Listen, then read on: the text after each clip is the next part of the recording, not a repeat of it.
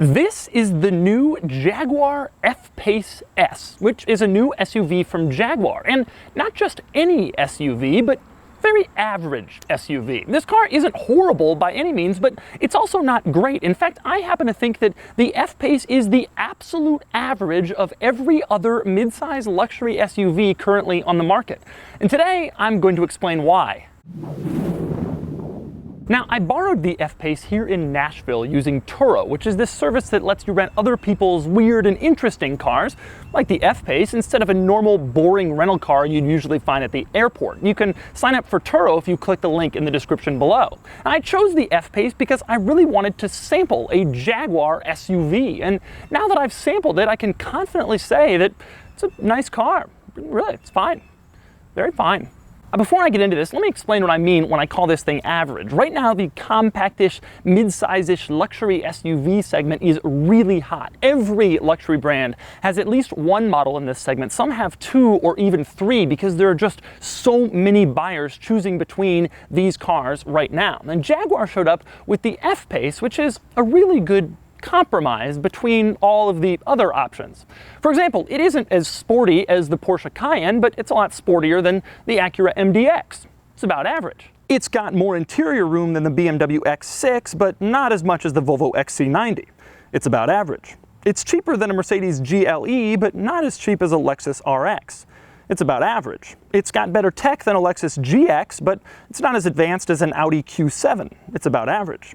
It's more comfortable than a Maserati Levante, but it's not as comfortable as a Cadillac XT5. It's about average. It has more off-road capabilities than a Lincoln MKX, but not as many as a Range Rover Sport.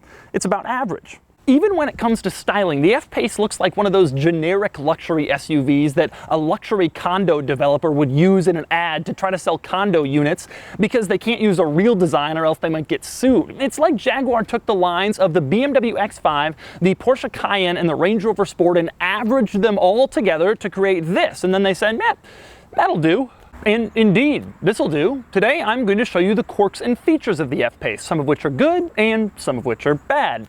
Then I'm going to take it out on the road and tell you about the F-Pace driving experience, which is about average. And then I'm going to give it a Doug score, which I haven't done yet, but I suspect it'll turn out about average.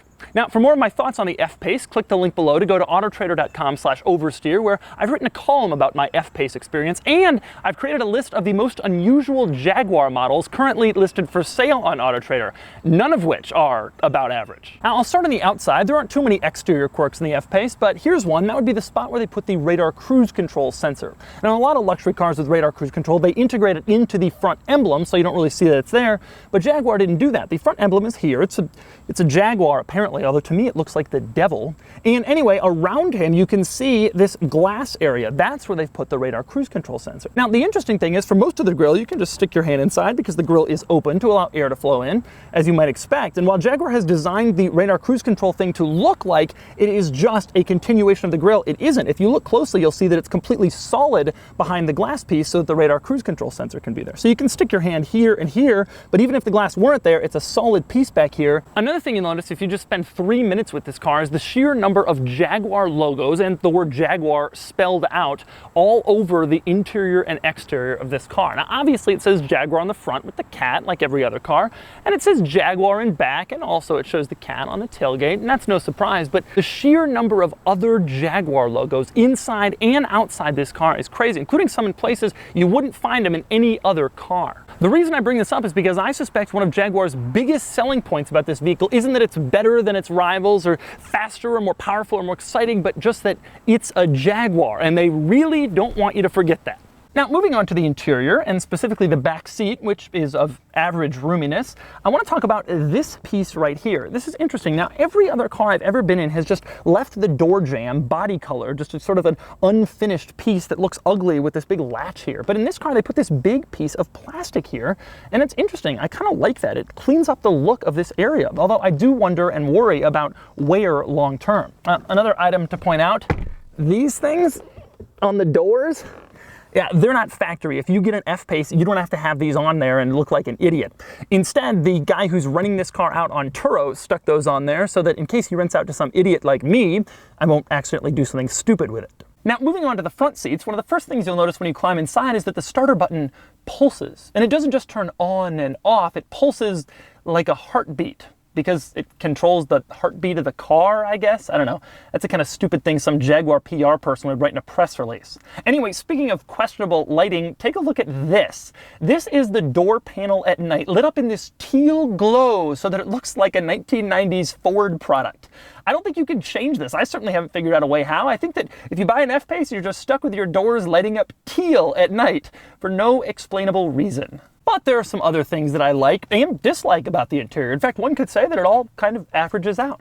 One of the things I like is when you get inside and you're about to start the car, it gives you a percentage left in your fuel, just like you'd have a percentage on your laptop battery or a percentage on your phone. I love that. I don't know why we're still using old school fuel gauges. Just tell me how much percent I have left. That's all I really care about. That's a cool idea. Not so intuitive is the process of switching between modes in this car. In most cars, it's easy. It's a little switch. Switch between sport mode and regular mode. In this car, it's a little dial here in the center, and it's rather complicated. There are two arrows on either side, and you move the arrows to switch between modes. That's not the annoying part, though. The annoying part is that when you switch in the gauge cluster, it says that you're switching modes, and then it confirms that you've switched modes. Then you have to wait.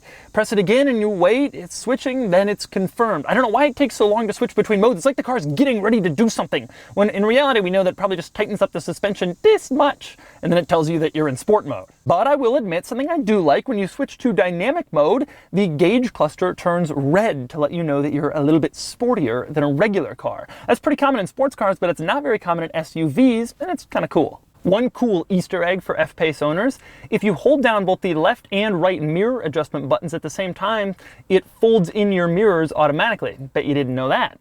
One less cool thing about the mirrors and the rest of the door panel controls is the fact that they have switched the seat memory controls and the window controls. I have no idea why. The seat memory controls are exactly where you'd expect the window controls to be, and the window controls are way up at the top of the door. It makes absolutely no sense, and it's incredibly infuriating. I can't tell you how many times I've gone to roll down the window in this car, and instead I've gotten the seat memory. Some other cool F-Pace features, one of the things I like best is the low-speed cruise control button, which is perfect for off-roading. If you're off-roading at like 7 miles an hour, you can press low-speed cruise control and just hold that speed. Now, no one's ever going to do that in an F-Pace, but I would use it if, for example, it was driving on the beach. I'm not sure why the button is so prominently placed right in the middle of the center console, because no one will ever use it, but there it is. Another cool thing is the fact that if you go into the menus here, you can get a low-friction launch. Low-friction launch is designed to get you going if you're in some sort of muddy or maybe gravelly or sandy or maybe even icy situation. You have to meet the conditions it shows on the screen, which are surprisingly thorough, but once you do that, the car can use its computers and traction control and all-wheel drive system to get you going in a tough spot a lot better than you can. A couple more interesting things you'll find in the F-Pace infotainment system. If you go into the Eco menu, it actually gives you tips on how to drive more efficiently. In fact, it gives you tips in several different areas: accelerator, engine, braking. It really gives you some great ideas on how to improve your fuel economy that you probably should have learned in driver's education. Perhaps next, it will teach you how to balance your checkbook. Another interesting thing about the infotainment system, this is the home screen you see when the infotainment system first turns on, lets you choose what function you want. If you look closely at the navigation button, you will see that traffic here is driving on the left like it does in Britain. This picture was taken in Britain, perhaps to emphasize the F-Pace's British. If you think I'm reading too much into it, take a look over at the phone button. There is a London telephone booth, a nice red one, except it's right in the middle of the wilderness. They're one step away from putting the Union Jack on there. They really want you to remember that you're driving a British Jaguar, even on the infotainment system home screen. Another interesting infotainment system quirk, if you go into the settings menu, you'll find one that says stealth mode. Apparently this isn't for the engine or for the car, but rather for the interior lighting. If you press it, it dims the lights to create a nice evening mood. Maybe this will finally turn off the 1990s teal blue Ford door panel lighting. Another cool thing is a cool extra storage compartment in this car. You have a glove box and a center console, of course, but they've also integrated a tiny little storage area into the center console next to where you have your knee. I've never known I needed this before, but I've used it a ton already in just a couple days driving this thing around. I love it. Everybody should do this. But I have to admit, while this car has some features I really like and some features I don't like quite as much, it has given me a few examples of Jaguar's biggest perceived weakness, which is questionable engineering and reliability. For example, when I have the key in my pocket or even right in front of the door, I'm supposed to be able to just tap the door and it locks, but I really cannot get that to work. It works occasionally. Sometimes it does and sometimes it doesn't. On my Mercedes, it works all the time. That isn't the only key problem I've noticed. Take a look at what's going on here. The car is telling me that it isn't recognizing the key inside the car, but I'm literally holding the key inside the car. No, I haven't borrowed some random Jaguar key from someone else to trick it. It just isn't detecting the key that's sitting right next to the thing that's telling me it isn't detecting the key.